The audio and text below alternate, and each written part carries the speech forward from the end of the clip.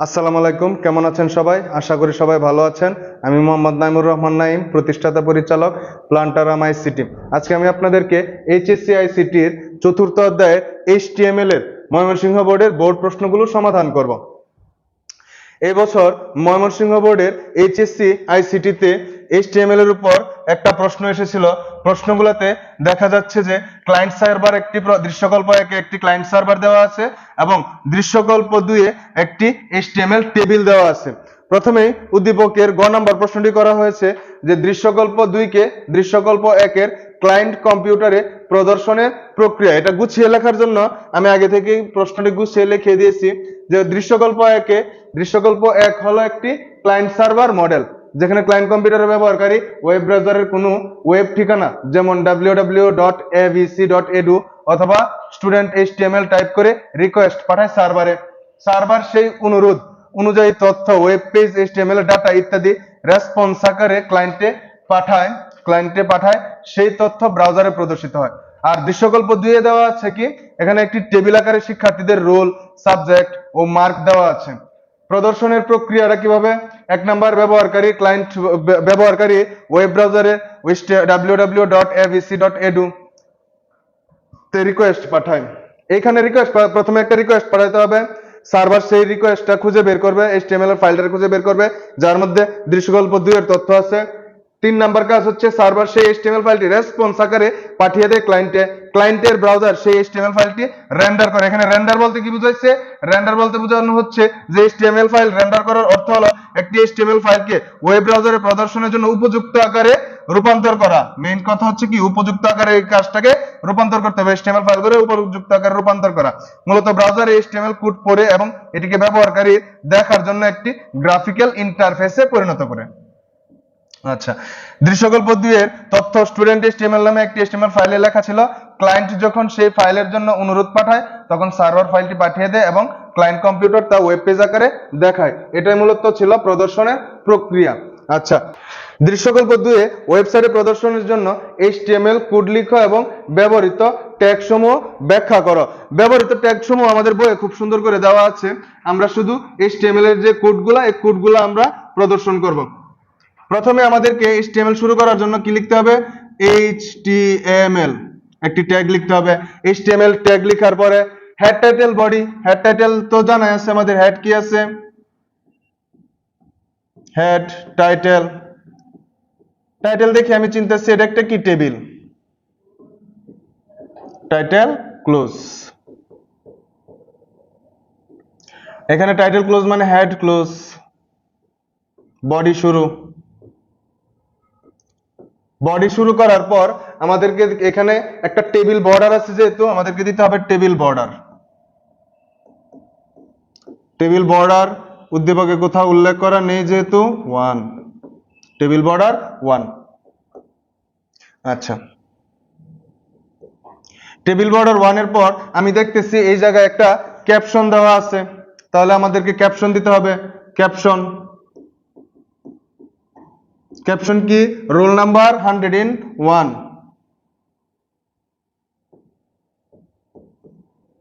Roll number,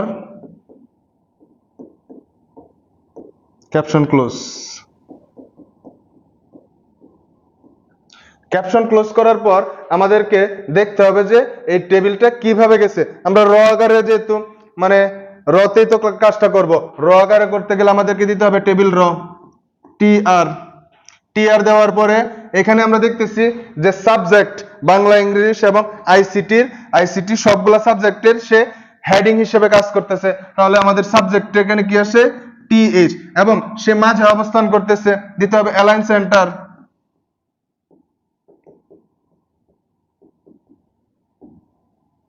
align centre দেওয়ার পরে আমাদেরকে দিতে হবে সাবজেক্ট টিএইচ ক্লোজ। প্রথম হেডিং শেষ। তারপরে আবার টিএইচ দেওয়ার পরে আমি দেখতেছি মার্ক ও সে মাঝে অবস্থান করতেছে, দিতে হবে align centre.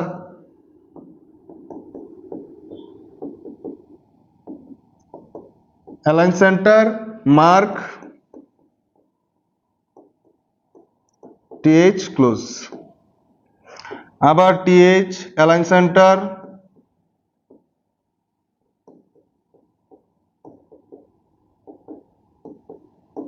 Align centre total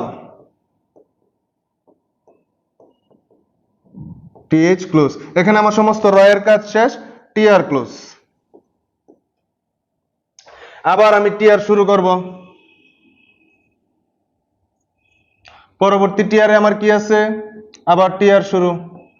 পরবর্তী টিআরে আমি দেখতেছি বাংলা, বাংলা 80 এবং 230 এই তিনটা মান দেওয়া আছে। তাহলে প্রথমে আমি টিআরে এগুলো যেহেতু ডাটা আমি দিতে হবে টিডি, টিডি এবং তারা মাঝে অবস্থান করতেছি যেহেতু অ্যালাইন সেন্টার,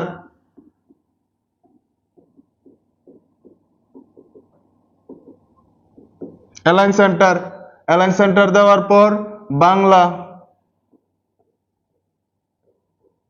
ডাটার কাজ শেষ, টিডি ক্লোজ। আবার দিতে হবে আমার টিডি পরবর্তী ডাটার জন্য, মাঝে অবস্থান করতেছে অ্যালাইন সেন্টার,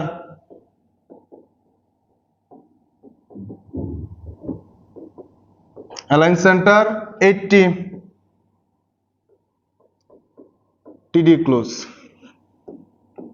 আবার টিডি,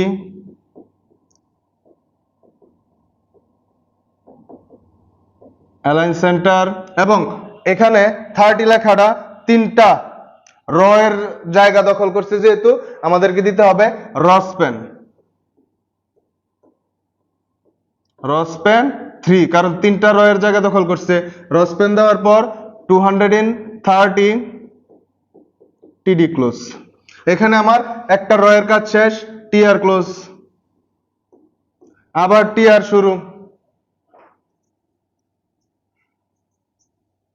এই টিআরে আমার কি আছে, আবার টিআর, এই টিআরে হচ্ছে আমার ইংলিশ এবং 90 এই দুইটা আছে। তাহলে তারা হচ্ছে ডাটা, টিডি দিয়ে অ্যালাইন সেন্টার মাঝে অবস্থান করতেছে যেহেতু টিডি দিয়ে align centre, English,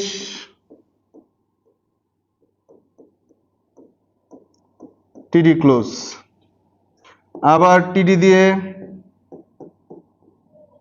align centre,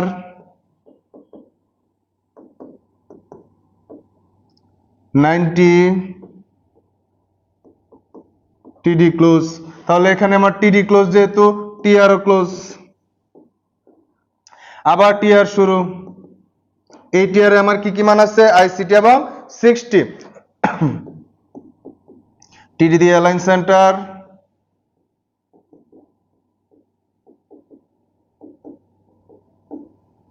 ICT, টিডি ক্লোজ। আবার টিডি দিয়ে অ্যালাইন সেন্টার,